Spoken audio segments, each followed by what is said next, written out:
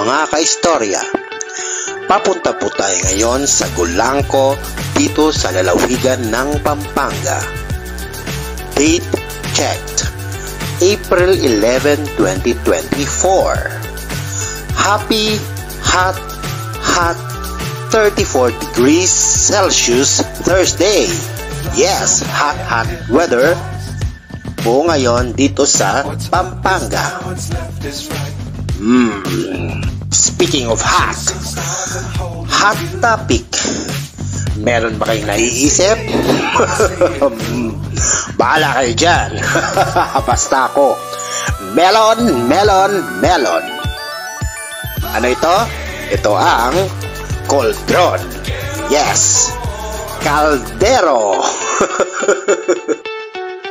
Anyways, naisip ko lang naman, cooking is life here in Pampanga. Hindi naman siguro maluluto ang napakasasarap na mga pagkain kung walang kagamitan sa kusina.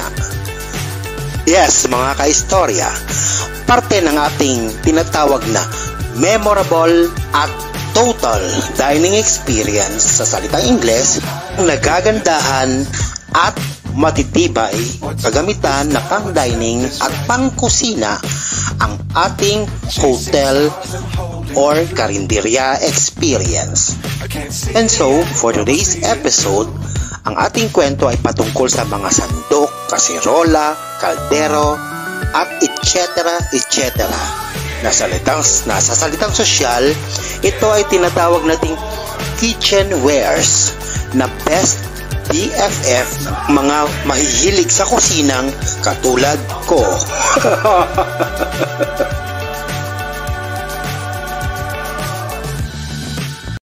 At bago po tayo magpatuloy, at kung bago ka pa lang dito sa aking channel, please subscribe by clicking the subscribe button na makikita bago ang comment section. Please like and share na rin para mas madami pang makakapanood ng ating videos at may share din natin sa kanila ang ating mga makabuluhang istorya. Maraming salamat po. May mga kaldero. And sana sa susunod nating episodes may karoon tayo ng chance na makakita ng gumagawa nga ng actual, no? May nadaanan po tayong mga tindahan ng mga kaldero at mga kagamitang pangkusina na matatagpuan sa Mabikal, lalawigan ng Pampanga. At nabanggit ko nga na sana ay masaksihan natin mismo ang kanilang paggawa na kung saan ito ay talagang manual nilang pinupukpok ang mga kaserola. So dito, mula sa paggawaan hanggang ito ay makarating sa kanilang mga tindahan. Gawang matibay gawang handmade. Ito ang mga kaldero at mga kawali na ilang taon at dekada nang ginagawa ng mga napakamatyagang manggagawa. Saan? At paano? Well, bahala na si Batman. Si Batman? May kinalaman? Yes, bahala na nga si Batman dahil ito nga ang pangalan ng kanilang tindahan.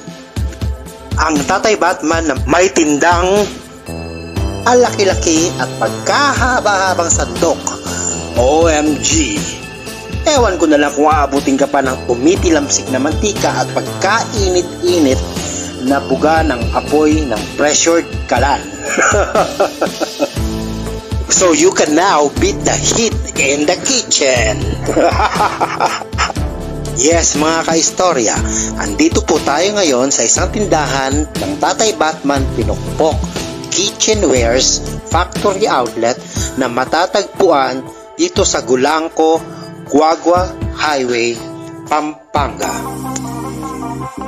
Andito lang po ito sa right side bago ang traffic light ng Gulangco kung ikaw ay manggagaling ng Manila going to Olongapo City.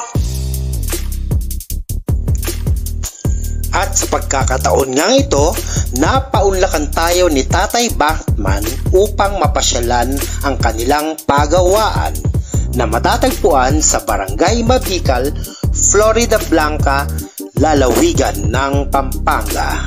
Kaya, tara, let's go!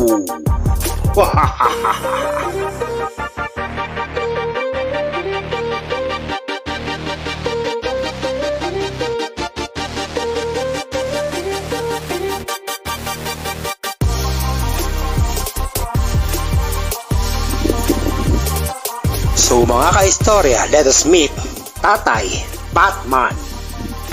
Okay. Kaya pinili namin magkaroon din ng store, pero hindi dito, dun sa highway para maraming nakaka. So ilan taon na pa-store niya? Yung store namin 4 years, pero yung pagawaan, ilan ng years yung pagawaan mo? Ilan ng years? Yung 10 years na. Hindi, bata pa ako, gumagawa pa nun. Di ko naman alam. At ano pa lang Baka ako, galing pa sa lolo. oo, ano pa lang sila, bata pa lang sila, gumagawa na sila ng kasi. So galing pa sa lolo po ito. Opo. Mga 50s. Bago ba? Hindi, nung una natigil yung ganitong paggawa. Oo. Kasi nung nagano yung makina dati, naiwan yung pagpukpok. Nung ilipas kami ilang taon, Pero balik na naman yung pagpukpok. pero kapanahunan pa po yata ito ng mga ninuno ninyo, ano po? O yung tatay ko dati. Mga 1950s o 1920s. Hindi. Doon mga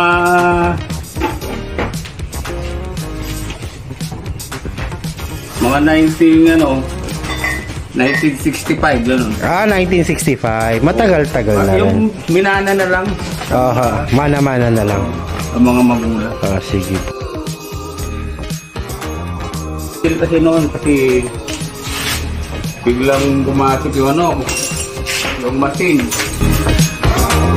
Nung biglang hindi na bukura yung machine, kasi nalaman nila may naklase.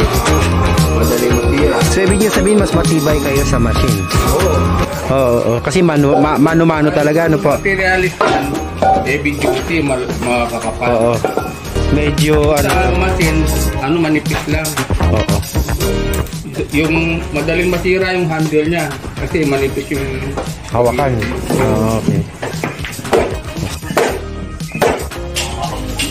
Dati ng trabaho namin, hanggang paggawa ng kasirola, una, muna siya, siskel. Pagkatapos ng paggawa ng siskel, ito po ay lilipat dun sa pupok. Marami din naman ang gumagawa ng pinukpok at ayun, dito po sa Florida Blanca, Pampanga, istilong pinukpok pa din ang paggawa ng mga kasirola, kumbaga handmade. Mula sa flat na aluminum, isinasalang sa tamang lakas ng apoy para lumambot sa kapupukpukin para ito ay pumorma.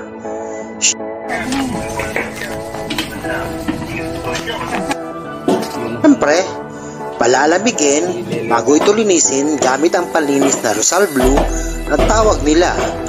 Kikis-kisin ito ng steel wool na meron silang preferred brand na ginagamit. Kasi na parami yung paglagyan yung handle ng kasirola.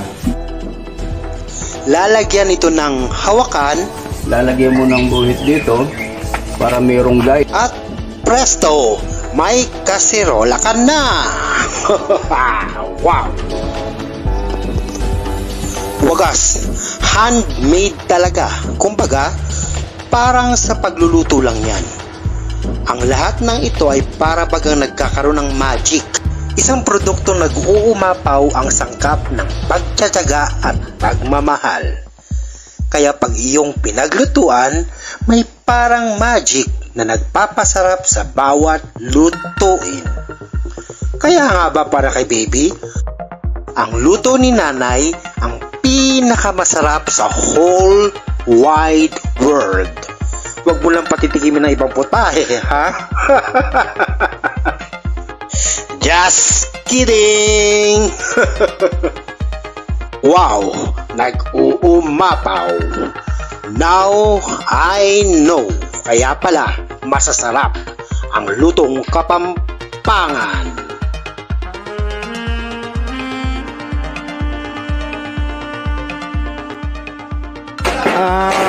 Ma'am Joan, kaway naman po sa camera. Saan po yung store nila, Ma'am Joan? Sa Gulangko, Guagua, Pampanga. May PMS Hospital. Sa Gulangko, Guagua, Pampanga, sa may PMS Hospital. Okay. Sige po, maraming salamat po. Lalo na rin kay Tatay Batman at sa mga gumagawa dito. Thank you. Mga kaistorya. At kami ay pabalik na ng Angeles City, Pampanga. Along the way, nakita ko lang naman habang aming binabaybay ang Philippine-American Friendship Highway dito sa Angeles City, Pampanga. At dahil nga nasa kitchenwares tayo for our next stop. Kung naghahanap kayo ng mga kagamitan para sa inyong restaurant or pang-hotel kitchen items, you also have other choices. At dito nga yan sa Philippine Kitchen Works or Fang Yuan Hotel Supplies. Sana tama ang pronunciation ko. Madami ka rin namang makikitang mga kagamitan na kukumpleto sa inyong listahan. Andyan ang mga tinatawag nating mga distinctive plates. Wow! Distinctive! English, narinig ko lang naman yan. Kasi kung ang bawat kitchenwares tulad ng kaldero, plato, kutsara at kung ano-ano pa, may kanya-kanyang tamang paminggalan or lalagyan, ang isang recipe or pagkain or klase ng pagkain naman ay may saktong lalagyan para maging appetizing. Sige nga, gaganahan ka ba naman kumain ng lechon kung ito ay nilagay sa isang napakaliit na platito? Siyempre, magagalit ka, di ba? Kasi bitin. Magsasabi-sabi ka at babalik ka sa iyong lamesang nakasimangot.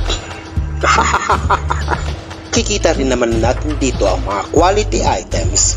At kung ako nga naman ay taga Pampanga, I think is rather going too far or pumunta pa sa mga malalayong kilalang pamilihan, I'd rather advise you to look somewhere near your place muna. Canvas baga. Unless meron ka na talagang matagal ng kilalang suki. Di alam na. Still, taste some flavors kumbaga. Kung kayo naman ay may mga orders upang tugunan ang inyong mga kusinang pangangailangan, nandyan lang sila. Kaway-kaway. Salamat po. Yun, papunta naman tayo sa sinasabing bagong palengke ng Angeles City, and let's see for our next stop. At kung ang inyo namang mga pangangailangan ay mga napakasimpleng gamit pambahay or pwede din namang pang negosyo, isama na natin dyan ang Perlas General Merchandise na matatagpuan naman dito mismo sa Juan Luna Street, palengke ng Angeles City, Pampanga. Mga murang quality items din naman ang makikita ninyo dito. Madami ding mapapagpipili ang mga kasangkapan tulad ng plates, glasses, and more. Mga kaistorya, opinion ko lang naman. No need nang maghanap pa ng iba o dumayo pa sa pangkalawakan para sa iba't iba nating pangangailangan. Pagkat ang sabi nga ng lola ko, ang layo pa ng tingin mo nasa tabi mo lang naman ang lahat ng ikaliligaya mo. Just stay where you are. Kung di naman kailangan lumayo pa para hindi ka na makadagdag pa sa traffic. Maraming salamat po sa panonood. At ito ang Kaloy's Istorya. Thank you.